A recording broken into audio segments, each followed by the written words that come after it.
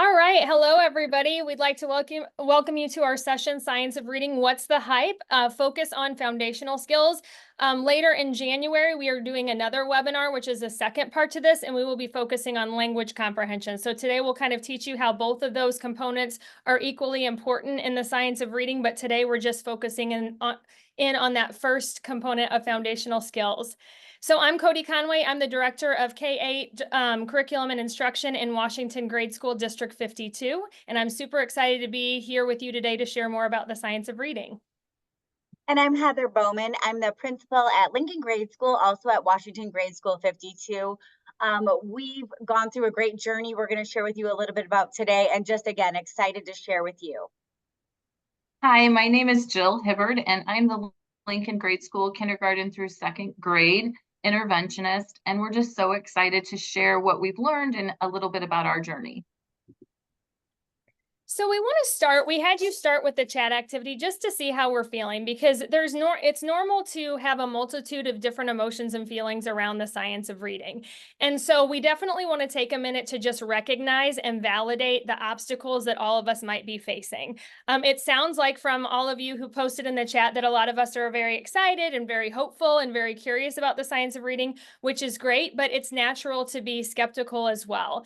So Natalie Wexler, for those of you who are familiar with her, she's the author of The Knowledge Gap, and we watched a really great webinar by her, and she did just a great job of summing up all of the obstacles that educators are facing into three main categories. And so that first obstacle, if you are facing some challenges in your mind, is the obstacle of the mind, that intellectual obstacle. And that's the part that really kind of goes with things being unfamiliar to us in education. So I know for many of us, we've been in education a really long time, and science of reading really goes against pretty much everything our nation has been doing for the last 20 to 30 years in reading. And so it's very natural to be skeptical when something that you're all of a sudden learning goes against everything that we've learned in pre-service training, in your continuing education courses, in the curriculum that you've been teaching. And so we just want you to understand that that's okay to be skeptical. It's okay to have those varied emotions around it, because it is definitely a big change for us, and it is different from what most of us have experienced in our careers. Absolutely, and I'm going to talk a little bit about the obstacles of the heart. So teaching reading is very emotional. We want to do what's best for our students, and it tugs on our hearts to be told that maybe what you're doing for all these years isn't in line with how kids best learn to read. And so that can be really hard. Then teaching reading is also very personal. We care deeply for our students, and we really want to do what is best for them. And then there's that obstacle of behavior. You know, if you have been teaching things a certain way for a while, let's face it, you have those lesson plans, you get out, you might just revamp, tweak things a little bit from year to year. And it's challenging to overcome those habits that we are so accustomed to in our teaching and in our classrooms, especially if you've been doing it for 10, 15, 20 years. So we realize that all three of these can be areas that can impair or hinder the ability for us to change. All right, so a little bit about our journey. We're not going to go through all of this with you, but you will get a copy of the slideshow after, and you can kind of see our progression. So in District 52, we've really gone through learning about the science of reading over the last 3 years.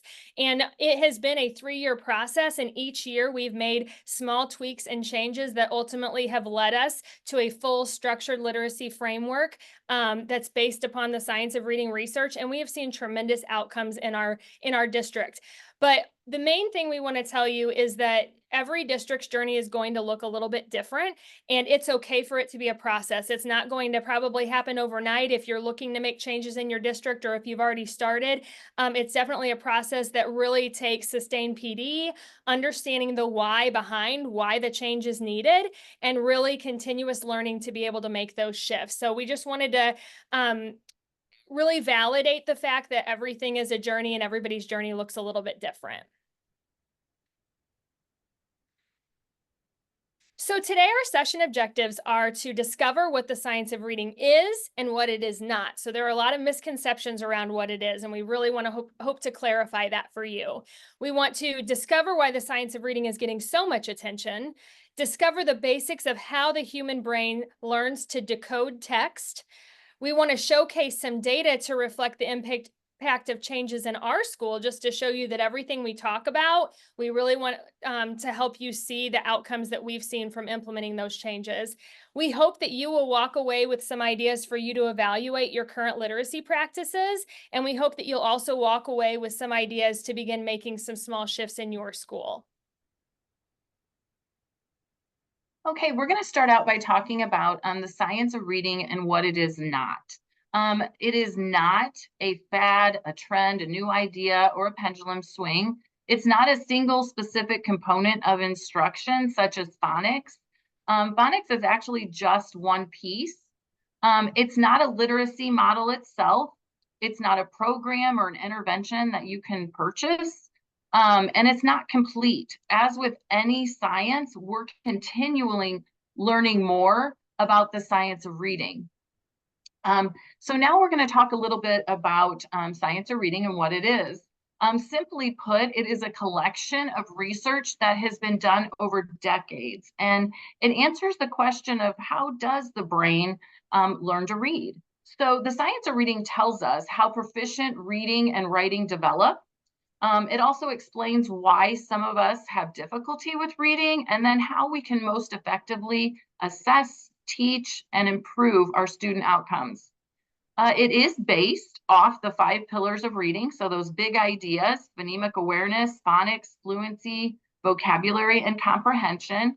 And with this, you're all probably familiar with those 5 pillars and those big ideas, but the science of reading talks and helps us to learn how they can be implemented.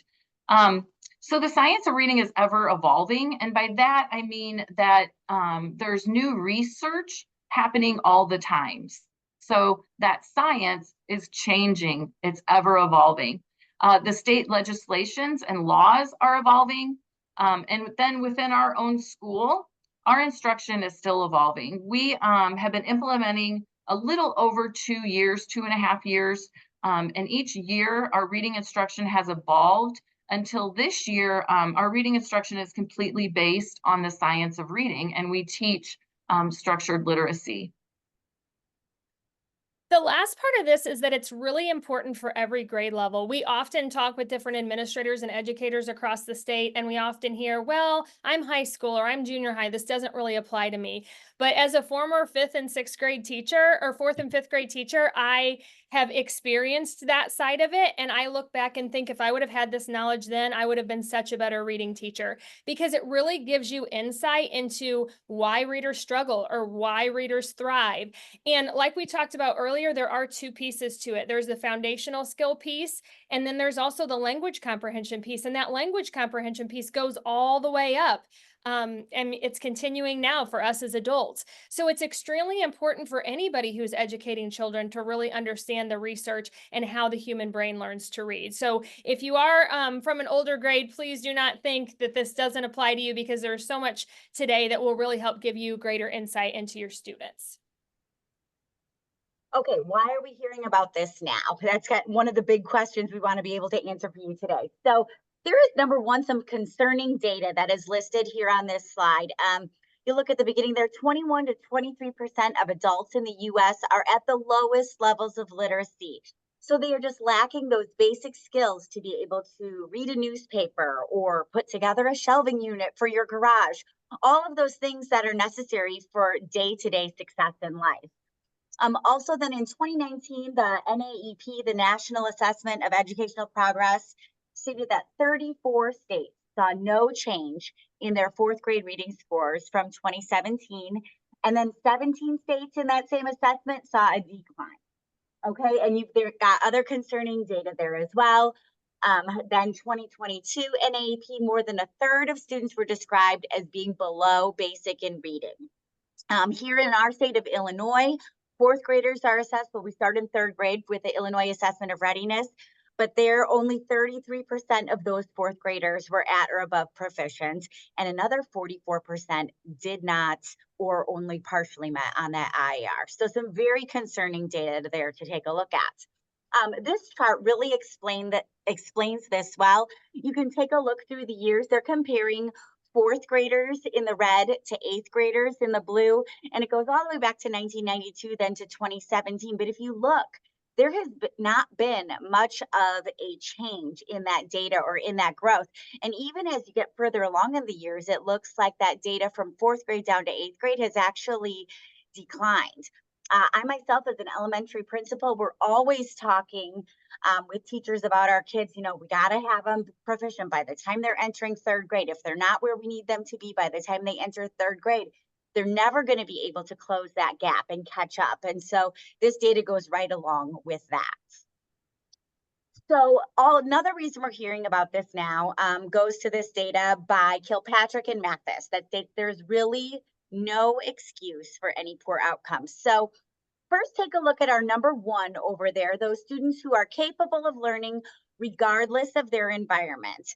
And if you look, about 30% of all students would fall into this category.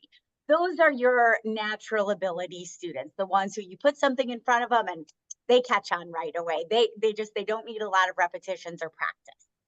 Then if you go over to number two, you'll see you've got about 50% of students who are able to learn with high quality tier one instruction.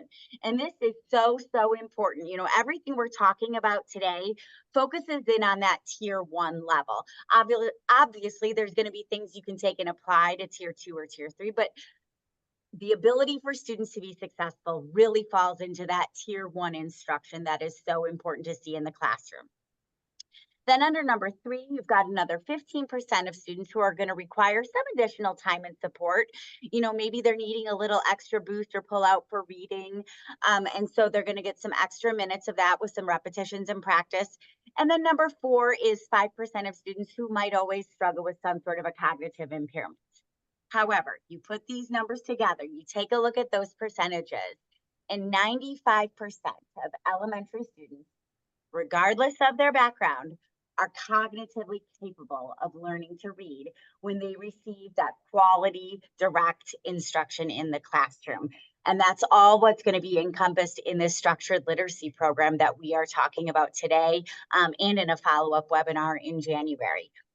Down below, there's a great link to a podcast from a superintendent who was a teacher and then a principal and then went back to her district, and they had some really low scores, and she was able to get 100% of her students meeting on their assessments. So it's definitely possible when you take a look at that data.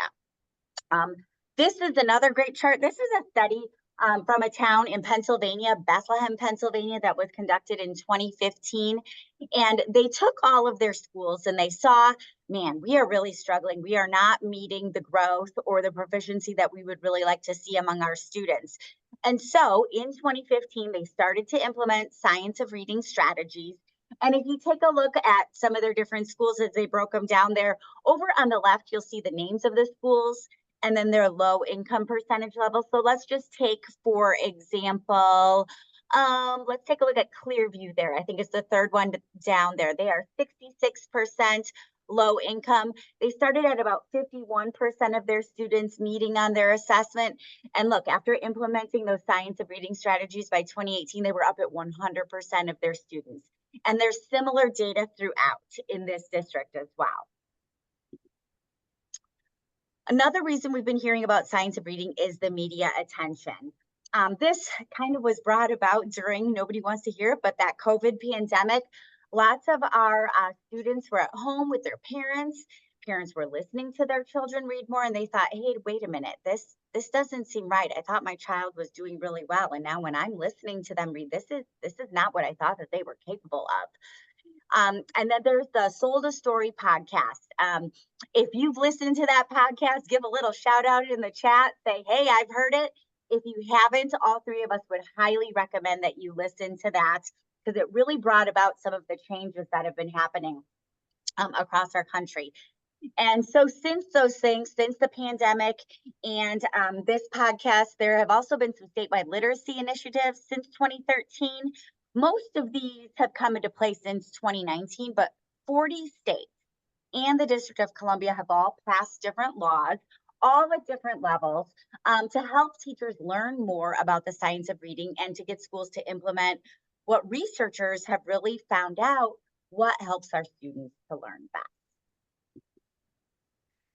Now that we have covered why we're hearing about it now, again, it's based off of decades of research. Why is it all of a sudden coming out now? We now want to go into what the science of reading actually is. And so again, right now, we're going to focus on word recognition. But our first big idea today is the simple view of reading.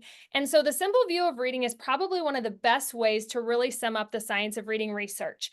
It's probably the most important research that's been done, even though it looks very simple, and it really clarifies what good readers do well and what those who don't do well struggle with. And so what it is, it's that word recognition, and again, that's the piece we're focusing on today, times language comprehension equals reading comprehension. And this multiplication sign is extremely important, and here is why. So here, if you look at this, if you look at all these different products, you can see that if you don't have full word recognition and you don't have full language comprehension, you're never going to get to full reading comprehension. So if you have a child who can partially decode, who's doing really well with their word recognition, but then let's say you get to multi-syllable words and they just can't do it, they might be here in that half word recognition, but hey, they can really listen and comprehend oral language. That's great. Look over here, they're never going to get to full reading comprehension because when they're reading higher level text, they're going to be missing several words because they can't decode multisyllabic words. So you can kind of see here the same thing with word recognition.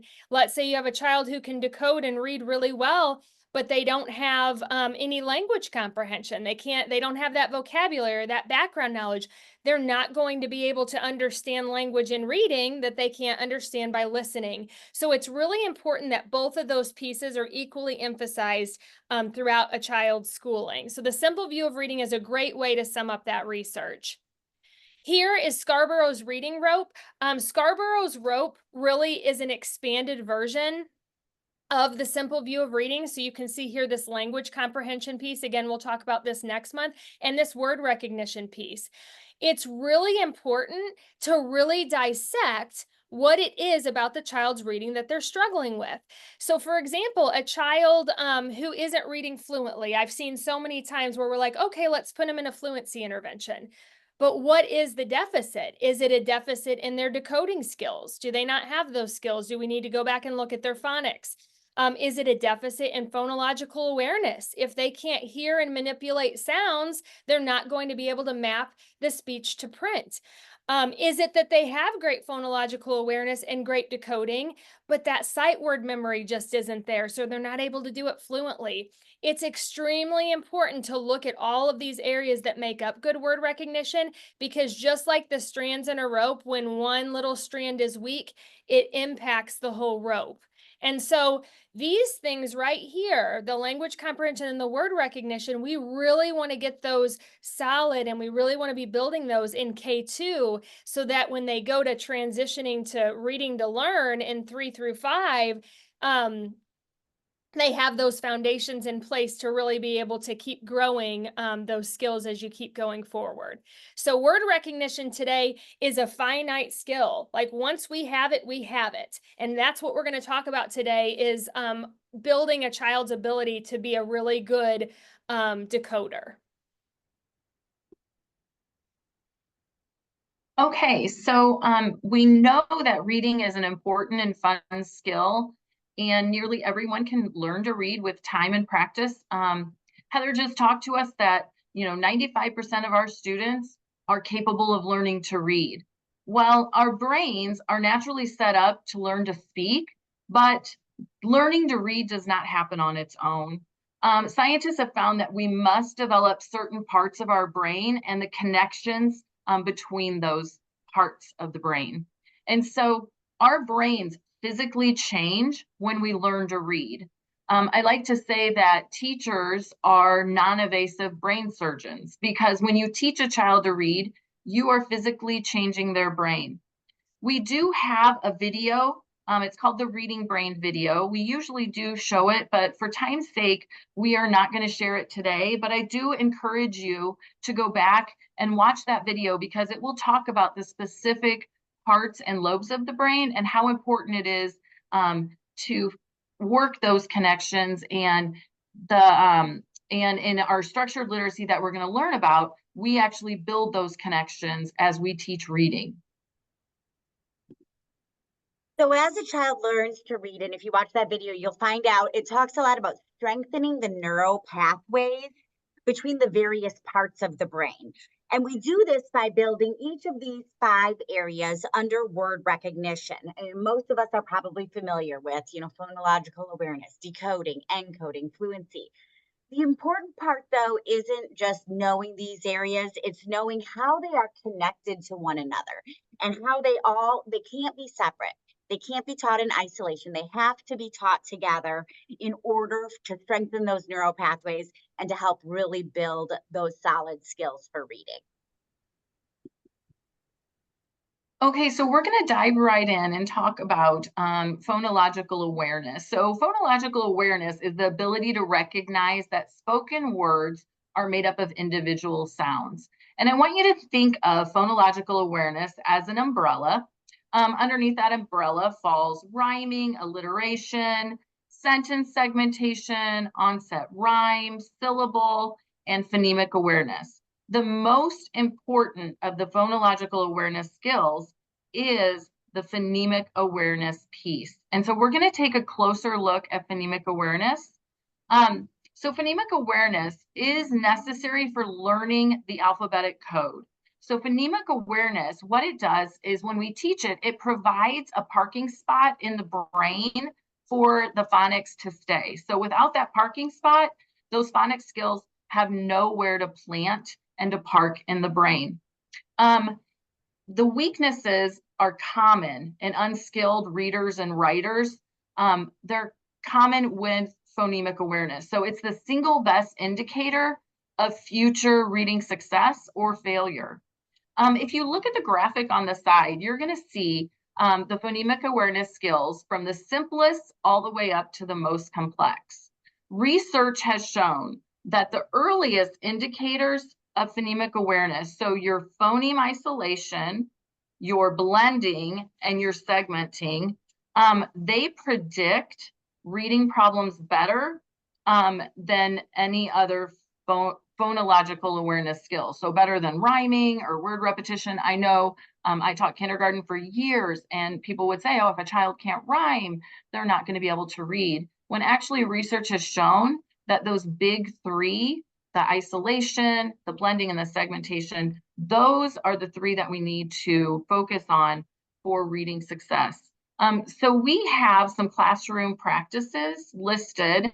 I'm not going to go through each one, but I am going to focus in on number 6 and number 7. So at number 6, it is best to teach just 2 or 3 phonemic awareness skills at a time. And in kindergarten through 2nd grade, you want to focus specifically on those big 3.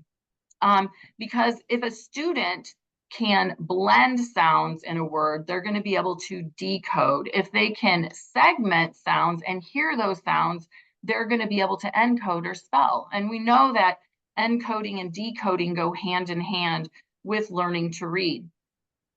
Number 7, if we look at that one, our phonemic awareness skills are best taught when they're connected to what you're teaching in phonics.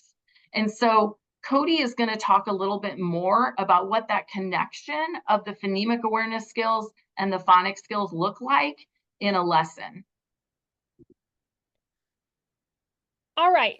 So we've talked a lot about those neural pathways in the brain. And again, I'm going to just put another plug in for that 5-minute video to really go watch that. And I know with the whole language, guided reading, all of those approaches that we've kind of done for the last 20 years in the United States, it really focuses on, okay, exposure, exposure, exposure. If we expose kid to text, they're going to learn to read. And really, that's not what the research shows. So what we want to do is show you what a phonics block should look like. So again, phonics is one of the big pillars. It's not the only piece of the science of reading, but we've talked to you about phonological awareness, phonemic awareness, and now phonics. And we're going to show you what to look for when you're analyzing your current curriculum, or maybe when you're searching for new curriculum. These are really the pieces you want to look for that are going to be in an effective phonics block, because they're all going to be related to the same skill, and they're all going to be done strategically and systematically to build those pathways within the brain to develop effective readers. So picture your classrooms right now. And I know for me as a previous principal and now director of curriculum, what I've experienced over the years is looking at our classrooms, a lot of really good pieces in place, but not pieces that are connected. So you might have phonemic awareness through Heggerty doing that. And then you might have a little bit of a phonics lesson. And then they might have something different for spelling. And then they might have guided reading, which is completely separate from anything that they're doing. So if you think about that, you've got all these pieces in place, but they're not connected to the same skill. So this is what you really want to look for when you're thinking about your whole phonics block and connecting phonological awareness, phonemic awareness, phonics, and fluency, and your spelling all in one thing. So let's say we are learning a new sound spelling pattern for the digraph CK that or the digraph that represents the K sound. All right, so we've really been working on, and I'm going to be introducing a new spelling pattern for that. And so we're going to introduce it spelled CK. The first thing I'm going to do is I'm going to develop phonemic awareness around that K sound, and I'm going to do it with those big three. So the first thing I'm going to do is phoneme isolation. So I would say something like, okay, boys and girls, today we're going to be learning a new sound and a new spelling for a sound. But first, we're going to listen to some words. And if you hear the K sound in one of the words, I want you to put your thumb up. If you don't, you can put your thumb down. So my first word, again, you're listening for that sound. Do you hear the K sound in tick? And they would put their thumb up and they'd repeat. And I'd say, yes. K. And then the next one I would say, all right, the next word is man. Do you hear the K sound in man? And they would put their thumb down. And I would do that with probably 4 to 5 words. And we would continue that routine. The next thing we would do is I would introduce them to the phoneme graphing association. So you want to do it auditorily first, because they have to be able to hear and manipulate the sounds before they're going to be able to map it to print. So now I'm going to take that same skill, and now I'm going to introduce them to the spelling of it. And so this is a sound spelling card. So instead of a word wall, we have sound walls, and you can see our phoneme K up here. And you can see that we've already learned the grapheme C and the grapheme K.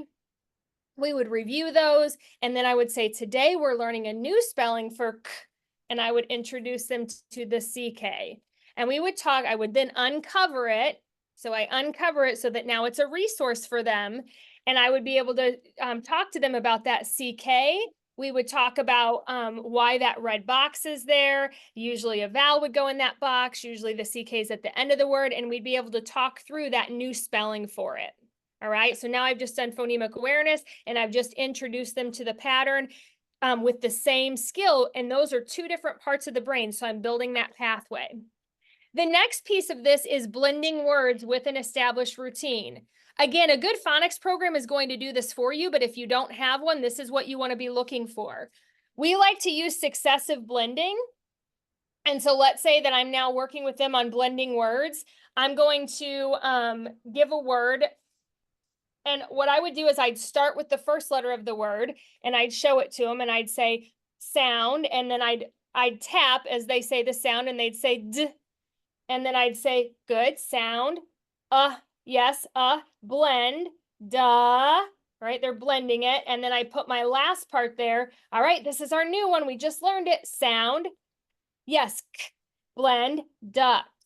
All right, so we use that successive blending because a lot of times kids in their working memory can't hold on to sounds, and they might say d, and they might then they mispronounce it, or they put a different word or letter at the beginning and they can't quite get the whole thing. So that's why we like to use that successive blending routine.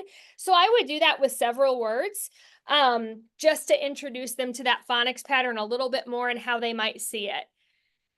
The next thing I would do in my phonics lesson, or a good phonics program would do, is then they would apply the skills to a decodable text. So I'm just going to hold this up and show you.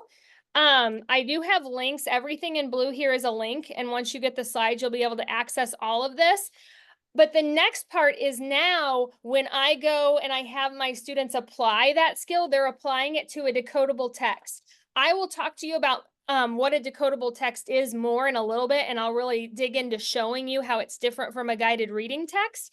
But a decodable text is only going to have patterns that students have learned. And so this one, the first sentence is, Nick must get the duck and the chick to the vet at 10.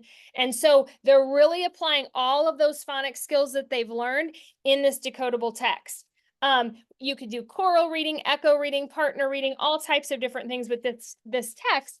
But think about it from the stance of, okay, let's say I introduced CK and then said, okay, now we're getting in our guided reading groups, and their guided reading text doesn't have that pattern. So you're not strengthening those pathways in the brain. Instead, I want it all to be aligned to that same skill. The next piece is that encoding or spelling. So how often, think in your mind, how often do you hear teachers say, or do you say yourselves, kids can't spell? It's really been eye-opening to me that it's because teaching kids to read and teaching kids to spell should go hand in hand, and they should be working in tandem. So when we're teaching kids digraph CK, we should also be teaching them to spell words with digraph CK. So another part of our phonics block is going to be that encoding. And so if I give them the word chick, I would have them stretch the sounds. Ch, it, k. How many sounds? 3. They color in. I've got 3 sounds. All right, now let's map them. What letters make the ch sound? CH. What letter makes the I sound? I. All right, this is our new one. What letter makes the k sound? It's at the end of the word, and then they do their CK. So then you also do the spelling or the encoding, which is the orthographic part of the brain, along with it. So there we've just taken you through a whole phonics routine that includes the phonemic awareness, the phonics, the fluency, and the word work. That's all related to the same skill. And that's really the basis of what science of reading is about with word recognition, is relating all those skills, because they all happen in different parts of the brain, and we want to strengthen those neural pathways. Okay, oftentimes when we hear the word fluency, what do we think?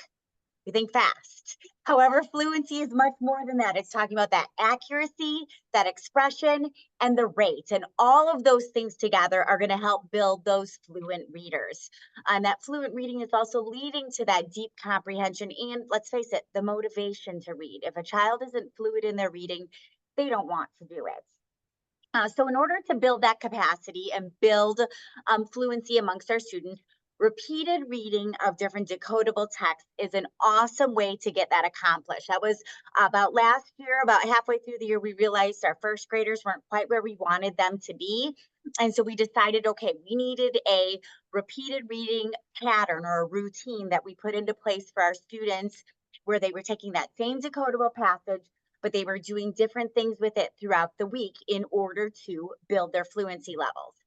So when you're working on this, you definitely want to make sure that it's a passage that should be 95% decodable for students. That means that they should have been taught those different vowel sounds, the digraphs, the different patterns, trigraphs, if you're there, that they are being exposed to in the reading so that they can decode and figure everything out.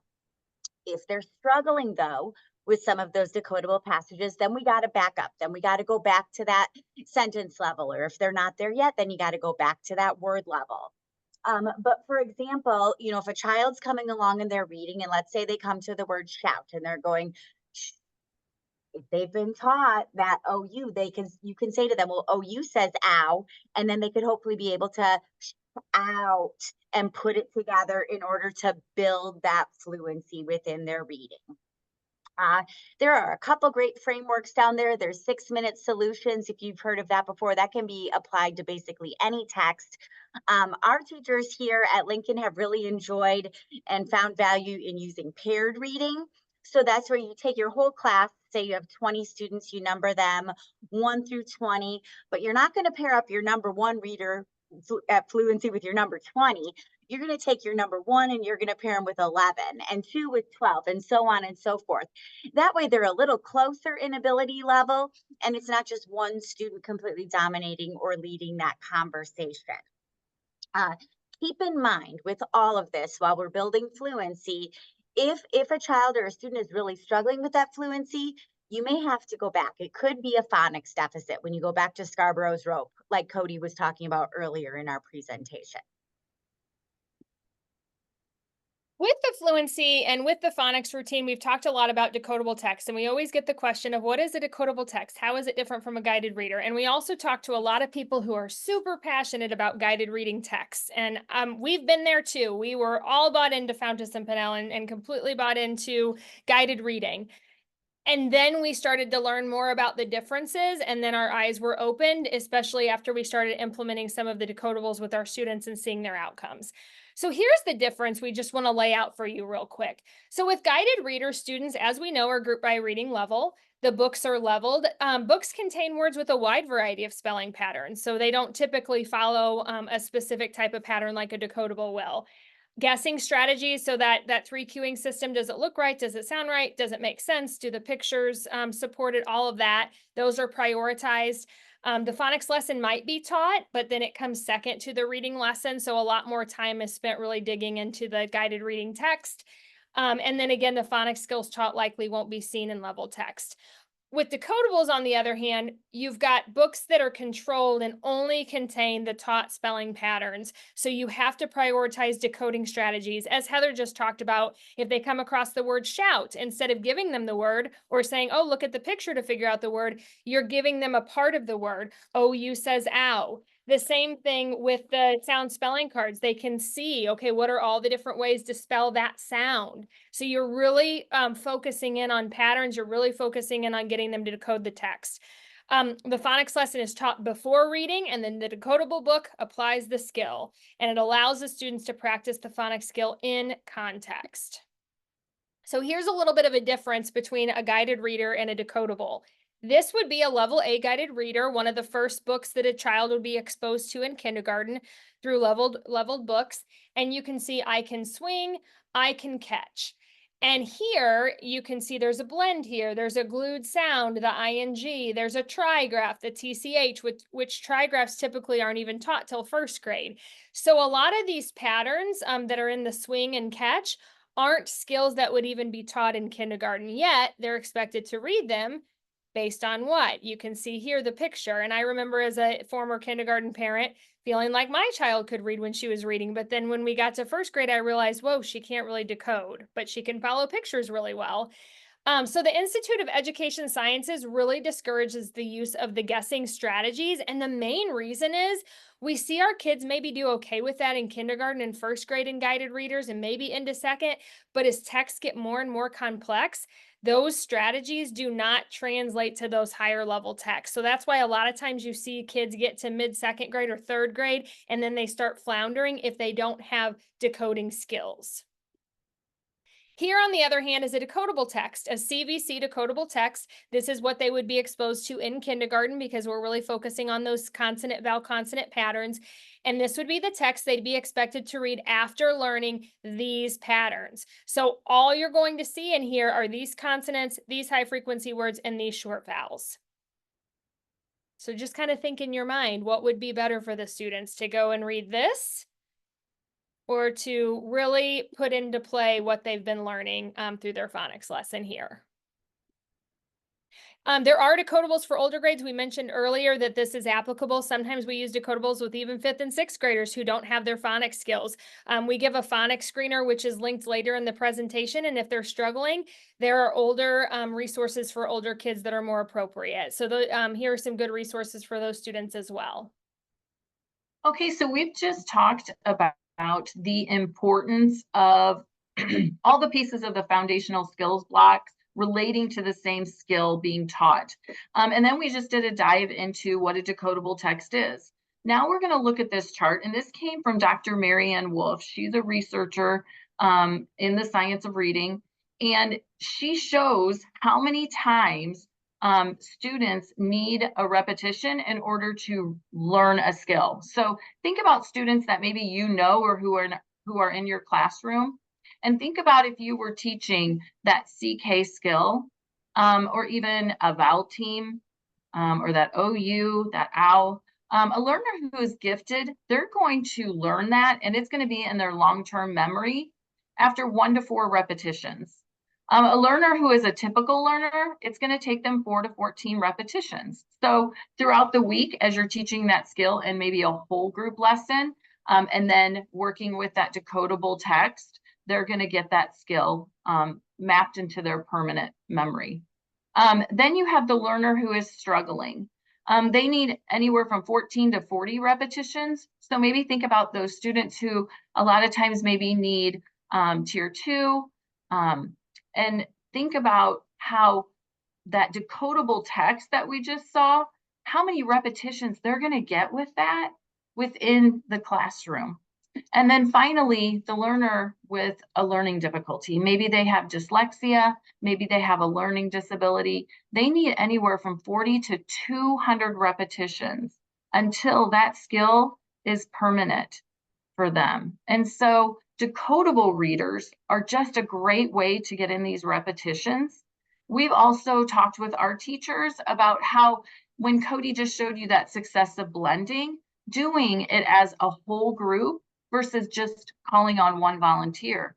Those are all repetitions, any sort of callback, any sort of time that you work with that skill. And those decodable readers, once again, they're just a great way to get in those repetitions. Just as a review, we've walked through several pillars of reading instruction. We've walked you through phonological awareness, phonemic awareness, fluency, phonics. We've talked about all of those different skills. And we just want to review how orthographic mapping in the brain occurs. So we keep talking about those neural pathways, and we keep talking about building and strengthening them. And so the process of a word becoming a sight word in our long-term memory is called orthographic mapping. And this is a little picture. It's not the best picture, but this is a little picture of how that occurs in the brain and all the different pieces of the brain that are involved with that. So you can see here with the word sock, the very first step is that sock becomes part of our oral vocabulary. And that's natural for us, as Jill talked about earlier. When when we have a 1-year-old or a 2-year-old, they know the word sock and they know what it means. All right. And then later, when they become, preschool, kindergarten, they really start learning the sounds in the word sock. So that's that phonemic awareness. They learn that sock is made up of sock. And then when they get a little bit older, they then map the sounds to print, and they learn that phonics piece that,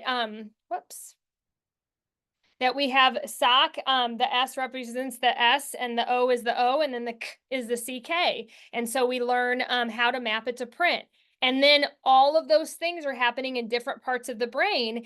And ultimately, when you connect that to meaning, it gets glued in your long-term memory and it becomes a sight word. So we want all words to become sight words. As adults, we have between 30,000 to 70,000 sight words in our long-term memory. So those are words that we can look at and automatically retrieve them without having to use any type of decoding skill. And that's automatically what we want for our kids, because once we develop those strong alphabetic mapping systems in our students, sight word learning occurs more quickly and more easily for those students to be able to build up more and more and more words in that sight word vocabulary.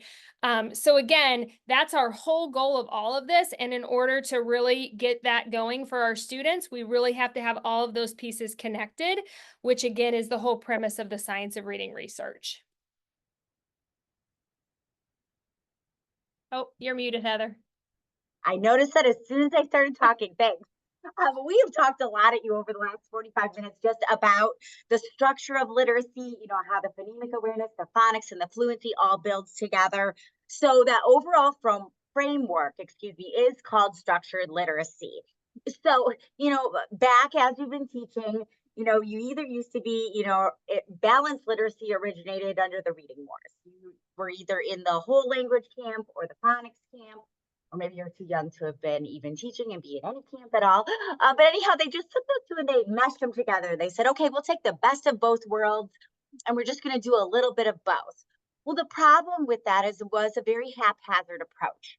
It wasn't this explicit, systematic, sequential piece that we've been talking with you about here today. So under balanced literacy, they may have taught some phonics, but it didn't those lessons were short. It didn't necessarily have a scope and sequence.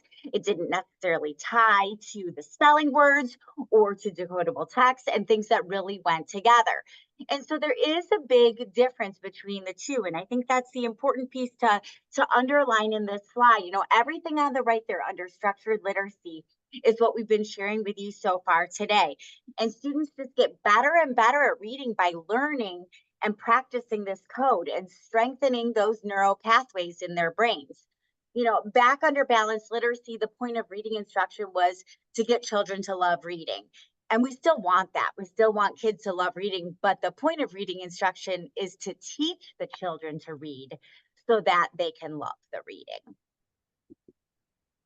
Okay, so with structured literacy framework, more instruction is facilitated and directed by the teacher. So in the chat, I want you to think about, are there any limitations that you can identify with the small groups or like a daily 5 times? So usually with balanced literacy, there is a small group time, and then you're pulling over that small guided reading group while others are working in a rotation.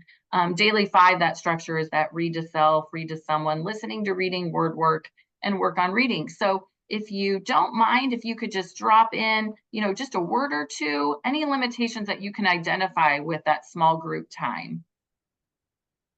And with that, we know that in the last 10 years, there's also been a big focus on student-led learning and the students guiding themselves. So we totally understand that this kind of negates all of that. And that's a different presentation for a different time.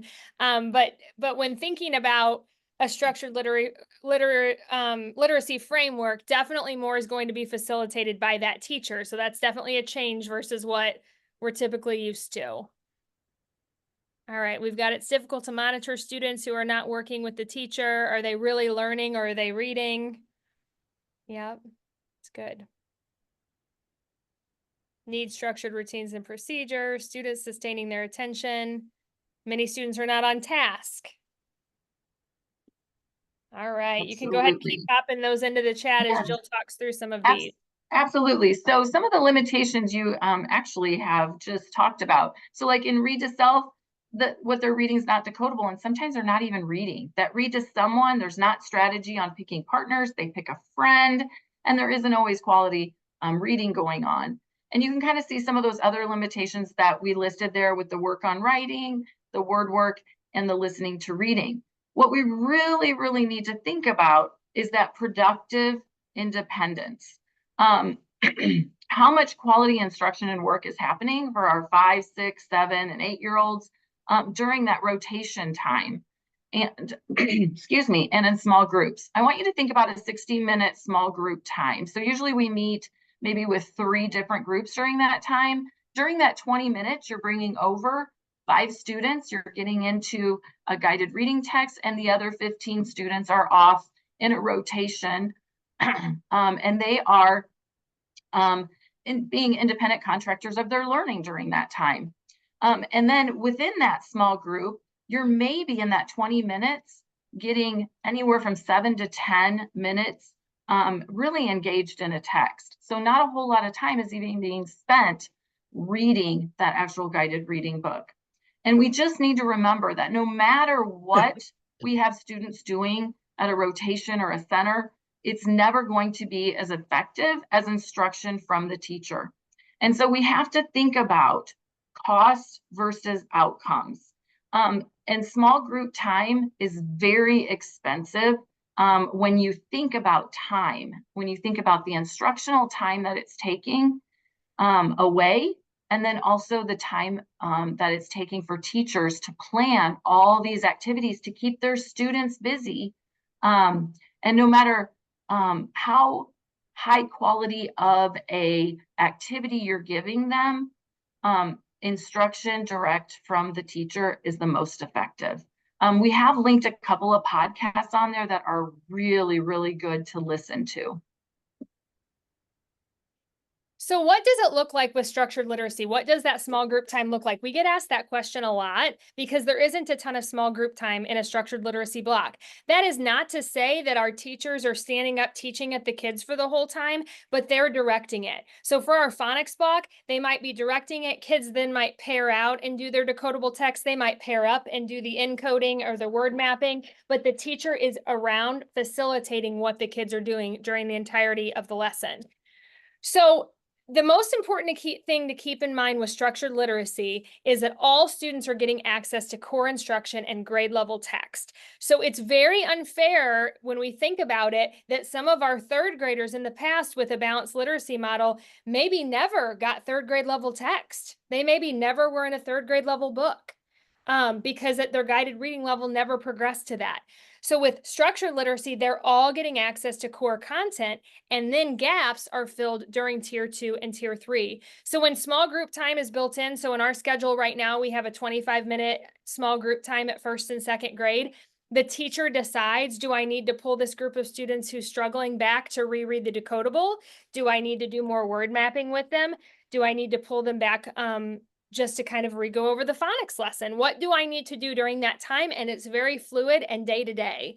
What about the students who struggle? That's what you're doing with them. You're reteaching them that tier 1 instruction. And then again, there are gaps. So if they need something a little lower level, that is done during the intervention block as it should be. So time is very responsive, strategic, and limited.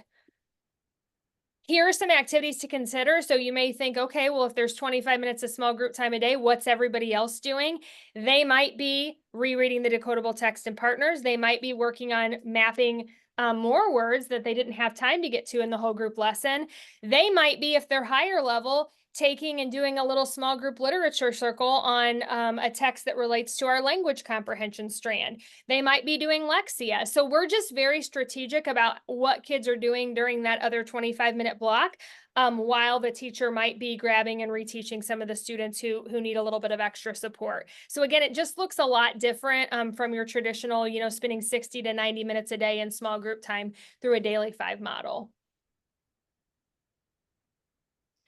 That concludes our information about the science of reading, the foundational skills strand. We went through all of the different components of foundational skills. We went through how to develop and strengthen the neural pathways in the brain, how to do the orthographic mapping in your brain to create sight words. We talked through the whole framework, which is called structured literacy, and what that looks like and how it's different from balanced literacy. And now we just want to take a few minutes to showcase some data from our school to really show the outcomes of us making these changes over the last 3 years. So here is our last year benchmark data, and I'm just going to focus on where our kids ended up. So in the spring, our kindergarten students, we had 94% able to decode CVC words. We even got 74% to digraphs and 72% to blends. Almost all students knew their letters and sounds. Typically, these numbers were maybe around 60% in past years, and we got up in the 90s. First grade, you can see here their spelling, and then all their different phonics skills. Here, their oral reading fluency ended about 59%, not exactly where we wanted it to be. So on the next slide, I'll show you what we've been doing this year to target that, and now what we're doing, and now how it's looking this year. But here in second grade, our oral reading fluency, we had 89% where they needed to be, 85% in spelling. Similar with third and fourth grade, 78% star reading, 89% oral reading fluency, and looking very similar in fourth. Here's our IAR data. We'll really dig more into this next month in the language comprehension strand, but we integrated a content-based literacy program, and this was our result after 1 year. So we were up in our 5th, 6th, 7th grade. We had 62% of kids meeting, 75%, 77%. We went from 32% to 53% in third grade. Again, we can't really compare cohort data because it's the first year that the kids take it, but we saw tremendous outcomes from that. But if we wouldn't have been working on the foundational skills in the younger grades, then it probably would have been harder to get here. And then this is this year. So first graders, like we said, they didn't end up where we wanted them to last year. So now we're progress monitoring all first and second graders every single month this year.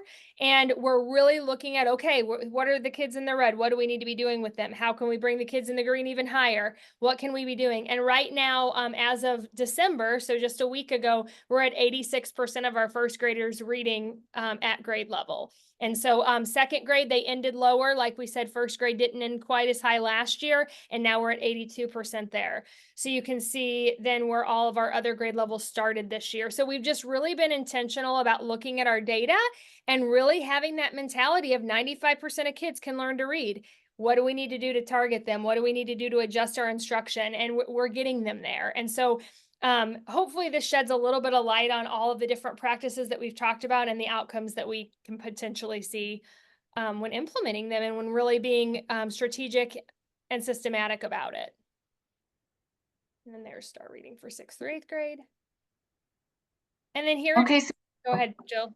sorry. Okay, so we have a couple of slides with some of our key takeaways from our presentation. We're not going to go over them, but just if you want to refer back to them, there's just some we just highlighted some of the really important key takeaways. I do want to just highlight those last three. Just remembering that a decodable text should be 95 to 98% decodable for a student, and that they should be using it to apply the phonics skill that they were just taught.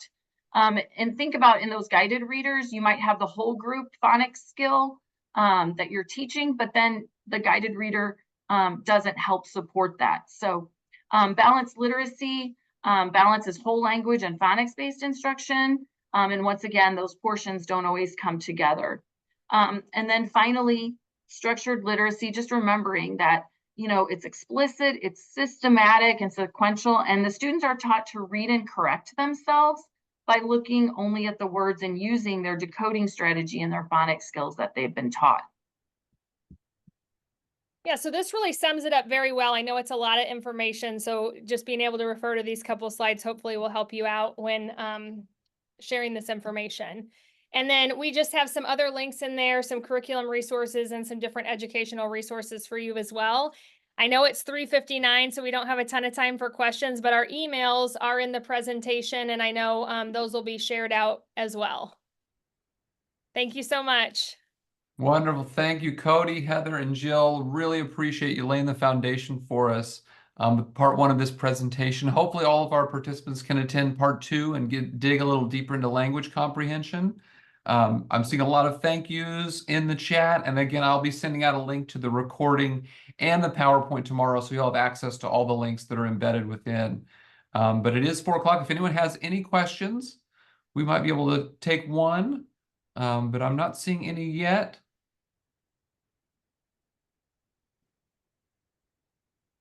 Oh, part two, January 14th, am I right? Yes. Yes, January 14th. Jennifer, let me put it in the chat here.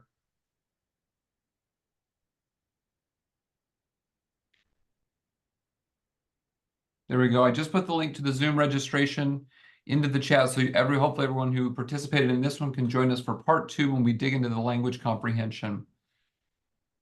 Yes, very informative. Love seeing the local data as well, the improvements you all are making in the district. That is very impressive. It's one thing to talk about it. It's another thing to really be able to show how these changes are impacting your scores, which is awesome. Hey, and that can be you guys too. Absolutely. That's right. Absolutely. That's what we want everyone to take away.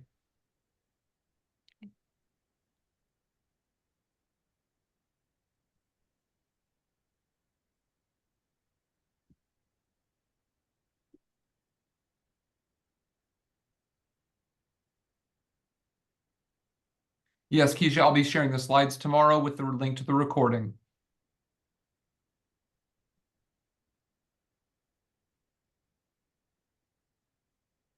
Leslie, let me copy your email address to make sure you get all of the links tomorrow as well. I'll put that in my notes here.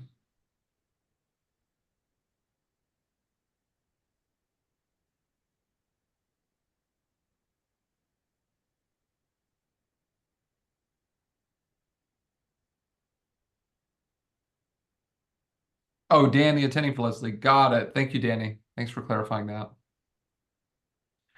Okay, it is officially 4:02. Thank you for spending this hour with us this afternoon. Hope to see you all on January 14th as well. Have a wonderful holiday break to everybody who gets one, and wonderful holiday season to the rest. You are now free to log out of the session. I'm going to stop the recording.